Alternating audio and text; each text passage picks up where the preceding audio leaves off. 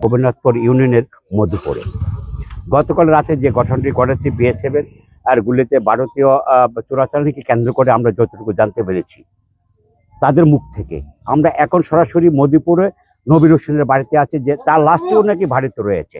আমরা এ ব্যাপারে জানতে চাবো, আপনার নামটা বলেন। আমার নাম মোহাম্মদ জিয়াউল হক, আমি মধুপুরের সন্তান। এখানে নবীর হোসেনে কালকে আমরা যখন 12টা 12:30 বাজে বলছে যে নবীর হোসেনে নাকি হসপিটালে ভর্তি করাইছে। কিছুক্ষণ আগে বলছে যে নবীর হোসেনে মারা গেছে। মারা যাওয়ার যে আপনার তার চিত্রটা লাশের ওইটা আমরা কাছে ছবিতে পাঠাইছি। আমরা এখন জানতে পারলাম উনি মারা গেছে। কোথায় আছে লাশটা? লাশটা ভারতে আছে। ভারতে আছে। ভারতে কেন গিয়েছিল? গিয়েছিল এরা ওই আপনার লেবার হিসাবে কাজ করে এই হিসাবে আপনি গেছিল। যাওয়ার পরে উনি দুইটা নিয়ে ভারতে নিয়ে মারা গেছে।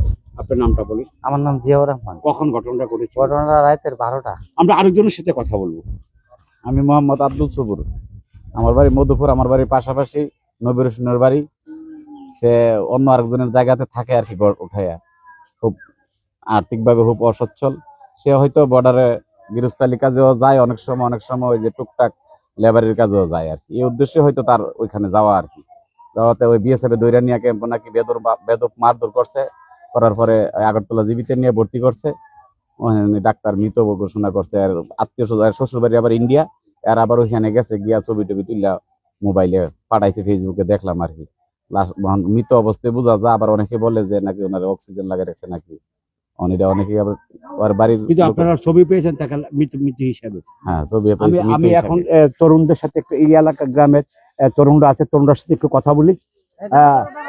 এতক্ষণ তরুণরা সুপ্রিয় দর্শক মোবাইল দিয়ে ছবি তোলার জন্য পাগল ছিল। এখন যখন কখনো ফেস টু আসলাম একটু বাসা নেওয়ার জন্য, সবাই চলে গেল।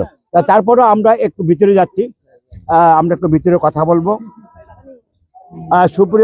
সুপ্রিয় দর্শক, যে কথা বলেছিলাম, এটা হলো এই সেই নবী মিয়ার ঘর। এটা হলো এই সেই নবী মিয়ার ঘর। নবী মিয়ার মার সাথে আমরা কথা বলি, তার স্ত্রীদের সাথে কথা বলি। কান্না ক্রোধনে রয়েছেন। কান্নাতে দেখা যাচ্ছে প্রচন্ড কান্না। এখন আমরা একটু কথা বলবো। আর কে আছে? মহিলাদের সাথে কথা বলতে পারি যারা আছে, কিন্তু যে অবস্থা রয়েছে সম্ভব নয়। মহিলার কাপড় চোপড়ের একটু সমস্যা থাকার কারণে আমরা হয়তো ফিরে আসলাম, যার কারণে এখন আমি নবীর বাড়িতে আছি।